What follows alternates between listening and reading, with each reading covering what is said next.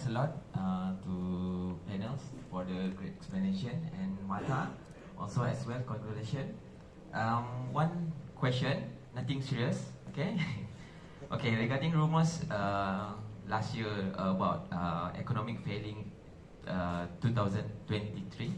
So what, I mean, how far the truth and can affect the tourism industry and how to prepare if it happens. And one suggestion for me, maybe after this MATTA can organize MATTA job fair to solve the job problem. Excellent suggestion. MATTA so team, I hope you're hearing that very Okay. well. MATTA job fair. I think KK Tan announced yesterday that the next MATTA, September's already going to happen. Can I send my CV? Oh, I cannot write my colleagues there. Actually, I must say that's an excellent question, and I want to connect that to the conversation we had just on Hannah, right, about the bank runs. We had Silicon Valley Bank. We thought it's an isolated case, but because of that crisis of confidence, it just had a huge effect, and now everybody is talking about it as a systemic risk. Credit Suisse under so much pressure, right? I wonder if we can replicate that same crisis of confidence, that maybe we don't have an economic failure, but just the perception of it erodes confidence very fast, right? That is one of the biggest risks we see, isn't it? That the reality is very different from the perception. Yeah, absolutely. And I think the confidence, whether that's confidence to travel because you believe that borders are still going to be open, or confidence to travel because you believe that you can spend your savings and you're still going to be in a job when you come back. I think that that's so key to keeping tourism. And the minute anything, collapses, everything goes. And I think we've seen now just how fragile the whole tourism infrastructure is. But hopefully now, coming out of it, people are a little bit more resilient. Businesses are building in that element of unknown into their business models. That's right. And I'm going to get both the travel trade and airlines to talk about how you instill confidence. And perhaps that's where the travel trade is so uniquely placed to have that relationship to restore confidence and hold the confidence. But I guess, within the Ministry and Tourism Malaysia, I mean, you must be thinking long and hard about the whole risk issue about if some incident takes place or some cataclysmic happen, it doesn't really affect the actual reality of the ground. How do you kind of manage that perception then? Okay, back to the question that talking about recession, perception and so on. You remember when we start open traveling, being a government agency who's supposed to motivate people from travel, we start from the beginning and from 2022 when Langkawi Travel Bubble we introduced, we are non-stop having our roadshow and travel fair to encourage people to travel. Of course, my colleague in domestic, some earlier a travel fair is only participated by 15 tour operator, no sale.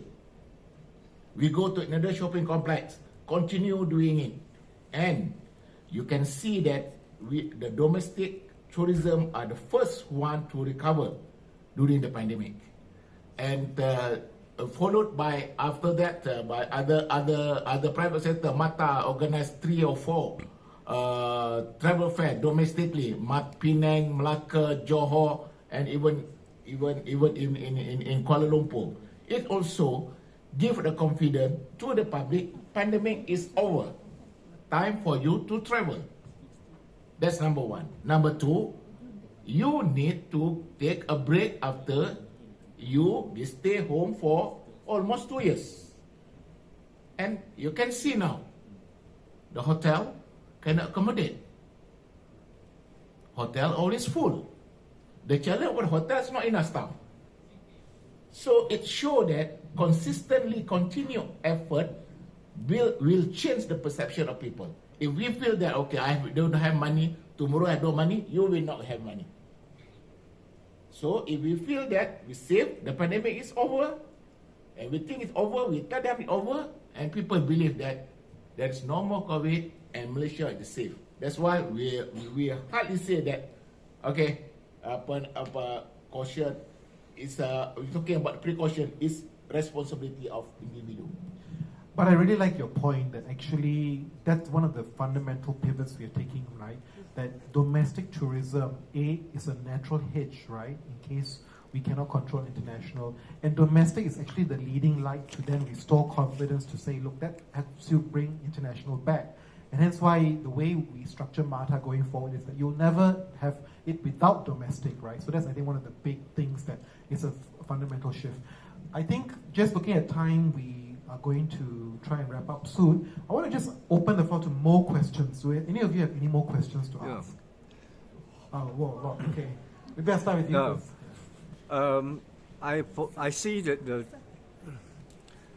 that there's talk on tourism very much on the leisure side, and there's the big market down there in the MICE sector, the business event, and they move in big groups, and they are big spender in the sense a lot of them is using companies, dollars to spend. So what do you all see that after this pandemic, what sort of challenges would it be to bring this sector of the tourism back on track? Wonderful question. We always think holiday beachgoers, but actually MICE is a huge segment. Ajay, Luqman, want to get your perspectives, each of you. Whoever wants to start first. Let me start from the airline point of view. I think MICE is very, very key for our recovery. If you're seeing like this region, we have a lot of those demand, especially you looking at maybe Australian companies coming to this part of the world, having conferences, having official events. We are seeing a lot more movement of concerts, movement of those events are coming this way because post-pandemic, these are the things that people are looking for. So I think that's key for airline like us. We are create specific product to address this segment of the market. Amazing. What happened during the pandemic was people discovered Zoom. And a lot of them thought that was the only way to do business. But that has changed. There was a recent survey conducted by American Express which talked about the rebounding of corporate travel. So MICE is a very, very important segment. And actually, when we did the convention, I can tell you that we got a lot of support from Tourism Malaysia. So the government also needs to look at MICE as an activity that it will support. Most countries do that. So that's another part of what needs to be done. And there are some excellent convention centers. The Borneo Convention Center in Kuching was an eye-opener for me. The KLCC over here. So we have a lot of options and venues. It needs to be tapped because there are MICE organizations like you have Travel Agents Federation of India. You also have the MICE organization in India. Reach out to them, start talking to them. It's a huge market. It needs to be used and exploited. Okay, on that note, I think we are running out of time. I know you have many more questions, but we'll create another forum next year to do all your questions again. Just one more quick one, and then we're trying, just quick one, because we have to wrap up soon. Hello. Thank you, Phillip. Thank you, the moderator. My name is Lam. I'm from Asiban Travel, which is IoT, mean inbound, outbound, and ticketing travel agency in Malaysia, and also it's a MATTA member. My question, which is, in this MATTA Fair, we keep on focus for the domestic market, which is the local people, travel around in Malaysia, and also like outbound, Malaysia, travel outside of Malaysia, like Japan. We are not worried about, what is the promotion of others country. Because I'm a tour guide in Malaysia, I'm inbound tour guide, leading tour. And before this, our travel agency opened in year 2020, 2nd of February. Once opened up, 18th of March, lockdown, just about 1 month plus. And it's really suffer, for a travel agency. And for these 2-3 years, luckily we are still survive. Our office still survive. We still have our office. Okay. So my question is, which is, and right now we are going to oversee, and we meet up with the roadshow. We go and look for the B2B section and look for more people travel into Malaysia. And next year, next month, which is 6th of April until 15th of April, I myself with the association, we are going to travel to China, going to Guangzhou, Beijing, Shanghai, and all these places. My question, which is, we pay 1,000 for the booth. I mean, for the Tourism Malaysia, which is there lead us. I mean, go to set a booth over there at the 4 different places, which is Guangzhou, Beijing, Shanghai, and Xiamen. But I'm very frustrated because when we want to go over there, we need to spend our own money, buy the flight ticket, which is March airline, which is not that low. I mean, and I still struggle. So your question apply. is? I need. I mean, I keen. I look for the support. I mean, for the association, from the government, from the DG as well, Dato Haji, from the CEO of Malaysia Airlines, which is Mr. Ahmad. I mean, please. I mean, support for the inbound travel agency. Like tourist guide, I mean, when we go there, I mean, please support for us. I mean, because when we go there, I mean, I open my calculator. I mean, how many nights? I mean, about 11 nights. I mean. So can I just ask? Your question is, what kind of support is needed to support? I can't too straight. I try. Yeah. I can't too straight. We look for the support. I mean, from the DJ as well, Dato Haji, from the airline as well, because our association, I believe that they try to get a sponsor, but.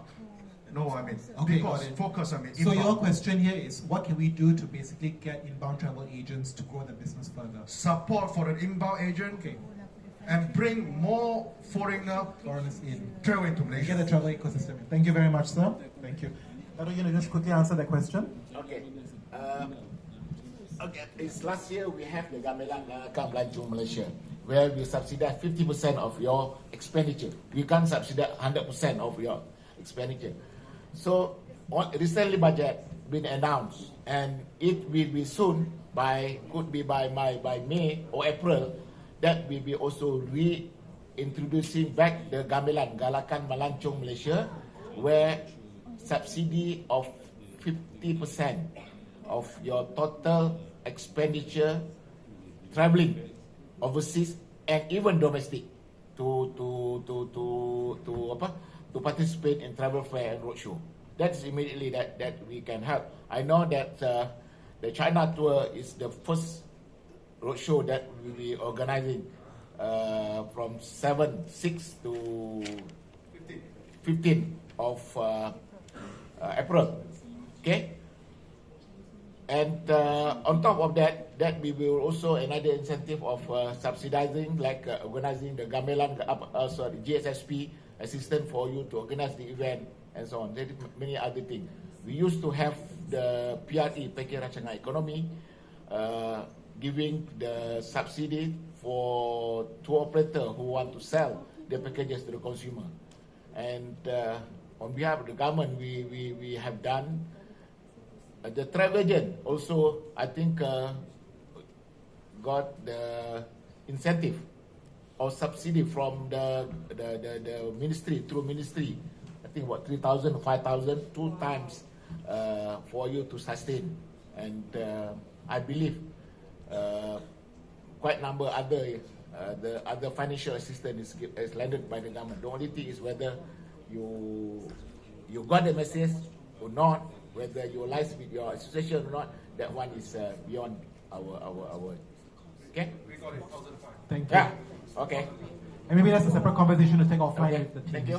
On that note, thank you very much. Let me conclude today's panel conversation. Firstly, a very warm thank you to Dato Haji Zainuddin, Director General of Tourism Malaysia, Hannah Pearson, founder of Pear, Ajay Prakash, President of Travel Agents Federation of India, and Ahmad Luqman Muhammad Azmi, CEO of Airlines and Malaysia Aviation.